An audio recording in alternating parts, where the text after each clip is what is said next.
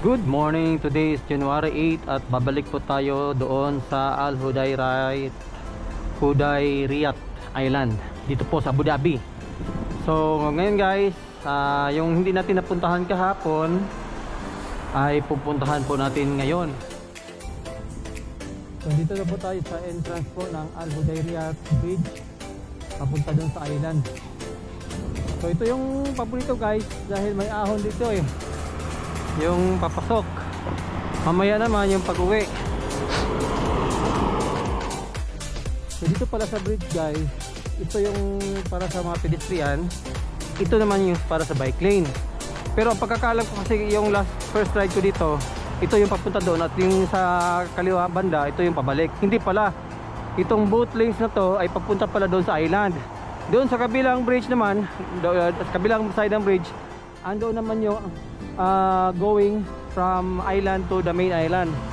So grabe ang luwang na ng bike lane po dito.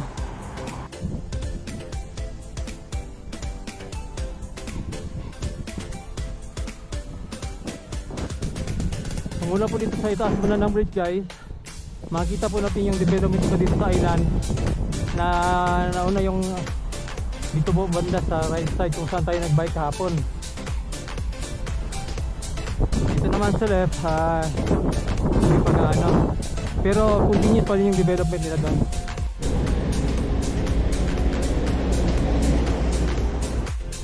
So nakikita nyo guys yung quality ng asphalt nila dito para sa kanilang mga highways and roads.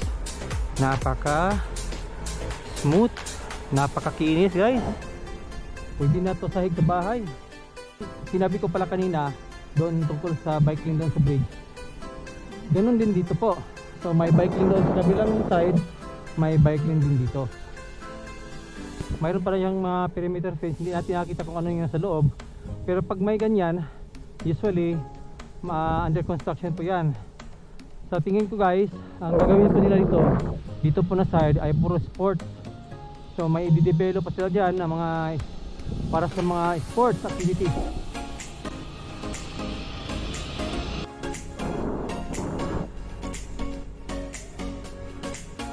So for today guys, ang gagawin po natin ngayon ay dito lang po tayo sa road bike track dahil nakapagod maglinis ng bike yung mga alikabok dyan sa MTB trail. So dito lang muna tayo sa road bike track guys at i-try natin na i-maintain yung 30, 25, 26. Ayan, try na.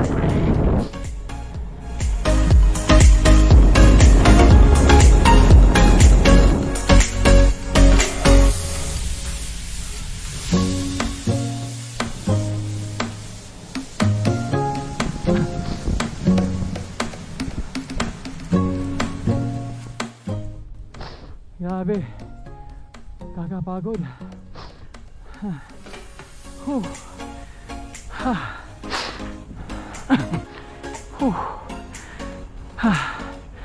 Ang hirap guys. Ito pa yung pangalawang ride ko for almost mga 5 months na siguro. Grabe, kakapagod. Tama na ito siguro. Isang ikot lang tayo ngayon. So yung kahapon guys, pumunta po tayo dito sa bike lane at dumili po tayo doon. Ngayon ay kaliwa po tayo. Hanap din tayo ng mga lugar na pwede natin i-bike, yung may mga bike lane po. Ayan, explore natin yung island po na to.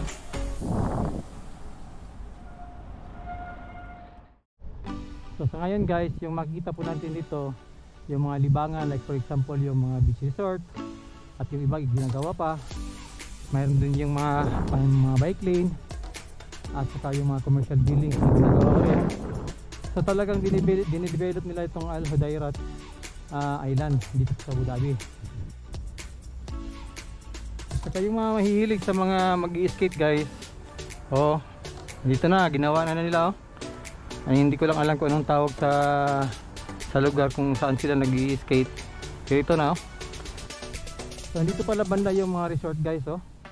Ito yung mga ano nila, yung sa mga resort. Grabe, napakaganda. Iba-iba yung mga resort na makikita po natin dito. So mayroon sila mga coffee shop, mga tindahan. Ayan.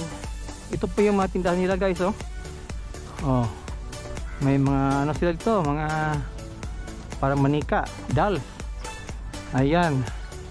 So mga toilet nila, may volleyball court, may resort. Grabe. Grabe, ang ganda. Ayan. At saka doon naman sa harap, andun yung mga yate. Ito po yung mga presyohan para sa mga adult at saka mga children. Tapos iba-iba yung ano, yung entrance fee. Depende sa araw. Dati kasi guys, Friday yung walang trabaho, yung holiday. Ngayon, Saturday at Sunday na.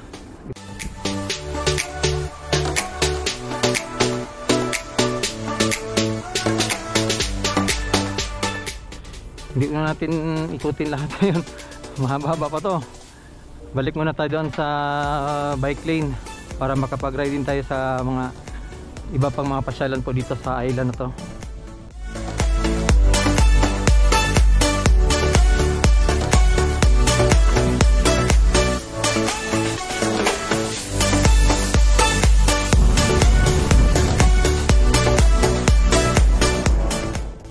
So guys, dito po sa dulo, parang may ibang shop na naman to ito. Yung Yasmena Cycles. So ito yung pangatlong bicycle shop po dito na nakita ko sa loob ng Al Hudayrat Island. So pasyalan natin guys. Grabe, ang laki. Ang laki ng island, tapos ang dami pang mga ano, bike shop. Only sightseeing pre ha? Because this is my first time to come here. Yeah. Yeah. So what you have here now, pare? Our new thing is the coffee. You have here? Yeah, it's opened up on the weekends. Okay. And what we do here in Yasmena Cycles, we are really friendly and wise. Yeah. It's very obvious. Yeah. We have bikes that are serviced right here. Okay. For sale, and we have a workshop at the back. Yeah. You're welcome to go there and check it out. Okay. And also the rental bikes. The one, yeah, display outside. Ang gaganda pa ng mga gamit dito guys. Pero sigurado ako medyo price ito. Dahil ano puro original at saka branded. So mayroon silang mga for sale ito ng mga road bikes. Gaganda oh. Carbon loady. Carbon na. So mayroon din silang mga gloves, medyas, at naka-sale po 30% off. Grabe, ang ganda nito guys oh.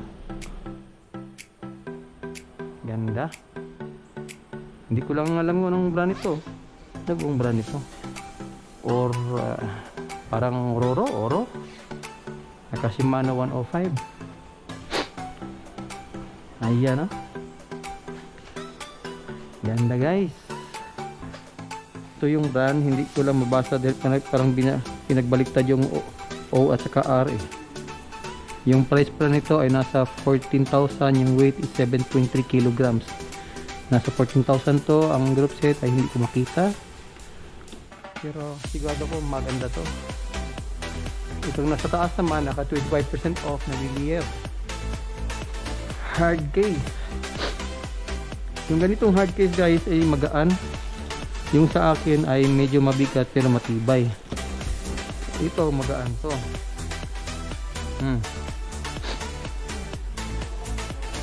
At saka may mga helmet din sila dito. Dimar, SJC, ganda. At saka Oakley. And dito yung workshop nila. Oh, hinayaan nila akong pumasok dito guys. Wala daw problema. So ito yung mga tools nilang ginagamit dito. Right tools, the right job, mga gulong. Ito yung mga bike na ayusin pa. Bike wash dyan. Yan, maganda yung ano nila, facility nila dito at saka friendly yung mga staff. Ayan, napaka-friendly ng mga staff dito guys. Nakausap ko kanina. So, ikot muna tayo dito at titingnan natin yung mga bike for rent nila dito. So, So mostly yung mga bike rental na dito ay mga road bike, Specialized, Pillier, at saka may NTV pala. Grabe, napakahaba pala ng ano dito ay ng bike trail dito, track. Akala ko doon lang banda, hanggang dito pala. Tapos may ano pa oh, may rampa. Ayan, tapos pwede mo ilagay yung bike dito. Siguro, ayan yan, toilet. Grabe, napakaganda.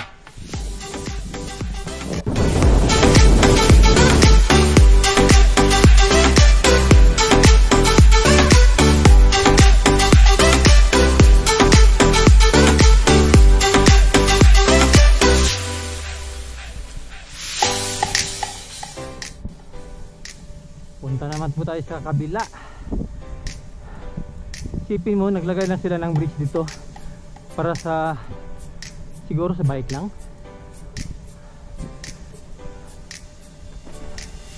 Grabe. Grabe, napakaganda guys.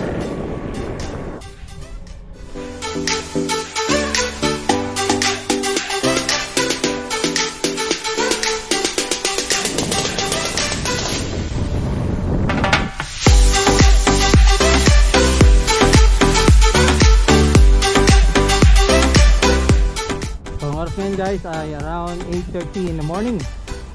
So pauwi na tayo guys. At least nakita natin yung partial area po ng island to. Kung ano yung pwede natin na pwede pasyalan, pwede puntahan, ay napuntahan na po natin. Pero sa nakita ko kasi napakarami pang area na currently dinidevelop. So expected ko na yan na pagkatapos ng development dito po sa island na to, grabe, ito yung pinakamagandang pasyalan, yung especially yung mga mahilig sa sports. Ayan. So balik po tayo doon sa hotel guys. Andyan lang yung banda, nasa around 3 kilometers mula dito.